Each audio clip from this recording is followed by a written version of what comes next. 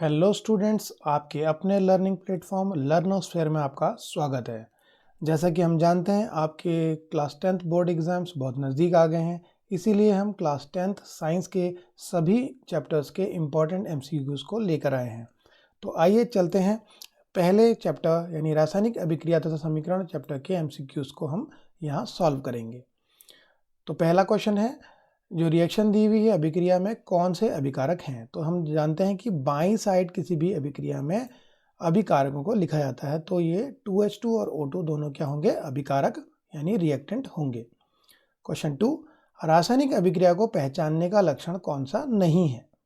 तो भौतिक अवस्था में परिवर्तन होता है, तापमान में परिवर्तन होता है, रंग में परिवर्तन भी होता है, लेकिन किसी भी रासायनिक अभिक्रिया में द्रव्यमान में परिवर्तन नहीं होता। तो इस प्रकार ये ऑप्शन ठीक होगा, क्योंकि किसी भी रासायनिक अभिक्रिया में अभिकारकों तथा उत्पादों दोनों के द्रव्यमान क्या होते हैं, वो बराबर रहते हैं। अब क्वेश्चन नंबर 3, इनमें से कौन से परिवर्तन में नया पदार्थ बनता है। तो हम जानते हैं कि भौतिक परिवर्तन में कोई भी नया पदार्थ नहीं बनता, लेकिन रासायनिक परिवर्तन यानी केमिकल चेंज में नए पदार्थ बनते हैं, क्योंकि रासायनिक परिवर्तनों में पुराने बॉन्ड टूटते हैं और नए बॉन्ड बनते हैं, तो नए पदार्थ भी बनते हैं।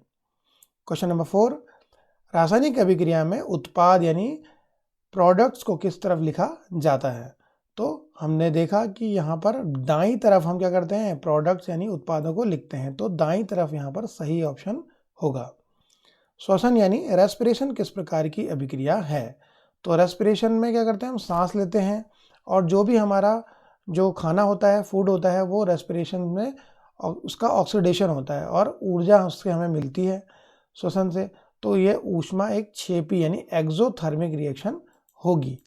अगला क्वेश्चन देखें, चिप्स की थैलियों में उपचयन यानी ऑक्सीडेशन को रोकने के लिए कौन सी गैस भरी जाती है। तो चिप्स की थैलियों में ऑक्सीजन तो नहीं भरेंगे, क्योंकि ये तो खुद ऑक्सीडेशन करती है। हाइड्रोजन एक ज्वलनशील है, ये नहीं भरेंगे। हीलियम भी नहीं भरेंगे। तो नाइट्रोजन जो कि एक नॉन रिएक्टिव गैस है, ये इन चिप्स की थैलियों में ऑक्सीडेशन को कम करने के लिए या रोकने के लिए डाली जाती है, जिससे कि जो भी पैक्ड जो आपका फूड है वो क्या रहे, फ्रेश रहे और ख़राब ना हो। अगला क्वेश्चन, साग सब्जियों का विघटित होकर सड़कर कंपोस्ट बनना किस प्रकार की अभिक्रिया है। तो साग सब्जियां जब विघटित होती सड़ जाती हैं, तो इनसे क्या निकलती है, ऊष्मा निकलती है। तो एक तरह की क्या है, एक्सोथर्मिक यानी ऊष्मा क्षेपी अभिक्रिया होगी। अगला क्वेश्चन देखें, नंबर 8, फेरस सल्फेट के हरे क्रिस्टल यानी जब इसको गर्म करते हैं तो क्या बनता है, फेरिक ऑक्साइड बनता है, Fe2O3। इसका रंग क्या होता है, यहाँ पूछा गया है। तो ये होता है सफ़ेद रंग का फेरिक ऑक्साइड। अब अगला क्वेश्चन देखें, कैल्शियम कार्बोनेट CaCO3, यहाँ पर इसको गर्म किया, बन रहे हैं CaO और CO2। तो पूछा गया है कि किस प्रकार की अभिक्रिया है। तो देखें, तो ये क्या है, एक तरह से इसमें ऊष्मा हम दे रहे हैं, ऊष्मा का शोषण हो रहा है, ऊष्मा ली जा रही है, तो यह होगी ऊष्मा शोषी अभिक्रिया। अगर हम एक दूसरे प्रकार देखें तो यह एक अभिकारक है और दो उत्पाद बन रहे हैं, तो यह एक की प्रकार की वियोजन अभिक्रिया भी होगी।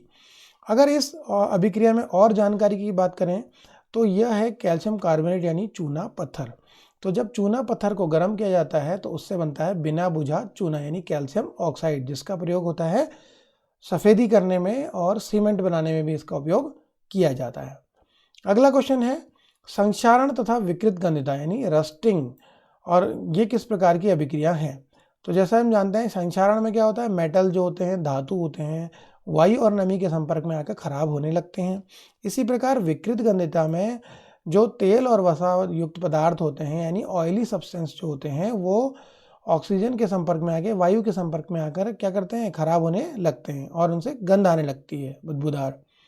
तो ये इसमें दोनों ही में कॉमन है कि ऑक्सीजन के साथ वायु के साथ क्रिया हो रही है, तो इस प्रकार की यह उपचयन यानी ऑक्सीडेशन अभिक्रिया होगी। अगला क्वेश्चन देखें, दैनिक जीवन में ऊष्मा क्षेपी यानी एक्सोथर्मिक अभिक्रिया कौन सी है। तो दूध से दही बनने में ऊष्मा का कोई काम नहीं है। भोजन के पकने में ऊष्मा दी जा रही है यहाँ पर, जबकि निकल नहीं रही, तो ये तो नहीं होगी।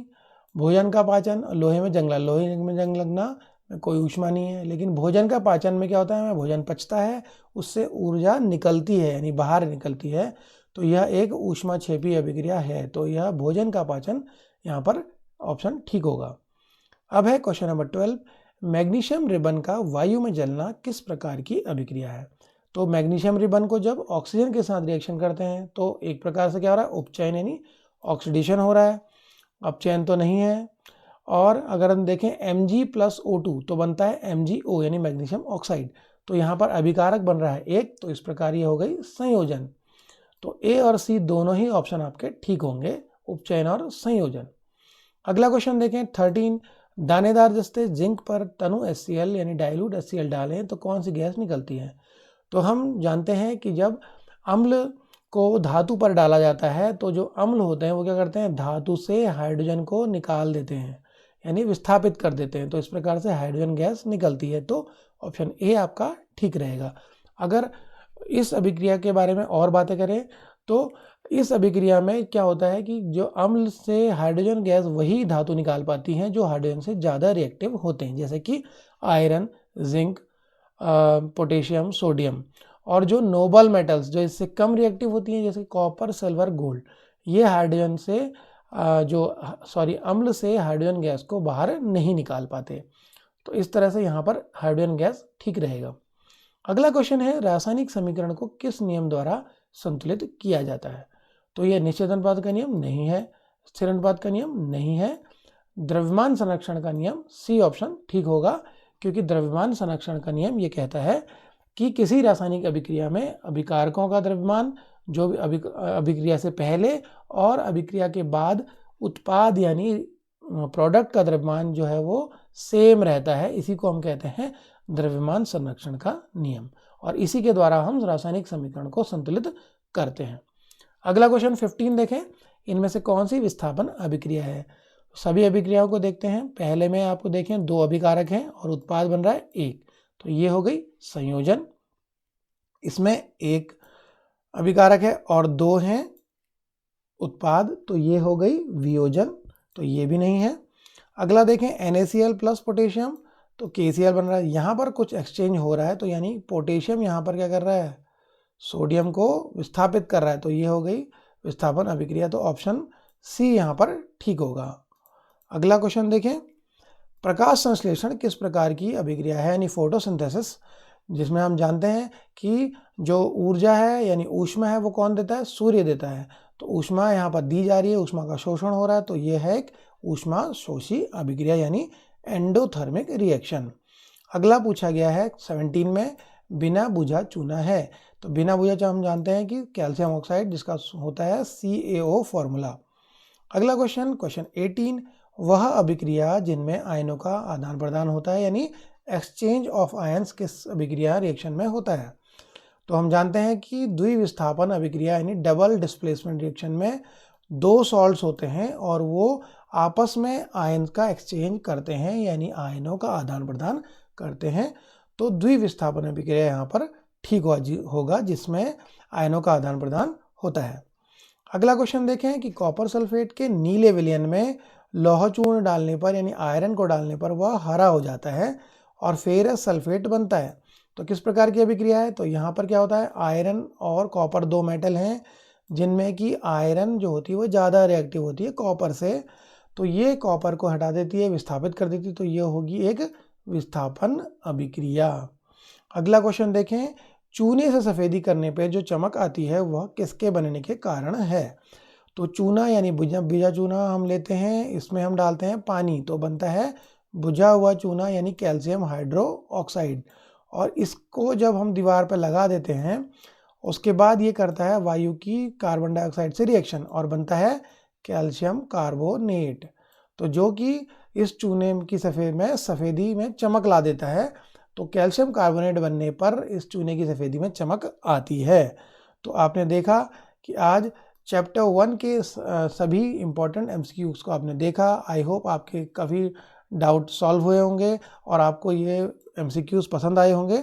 तो अगर आपको कंटेंट पसंद आया हो और आपने लाइक किया हो तो चैनल को लाइक करें, सब्सक्राइब करें और अपने क्लासमेट्स और दोस्तों के बीच ज़्यादा से ज़्यादा शेयर करें। धन्यवाद। Thank you very much.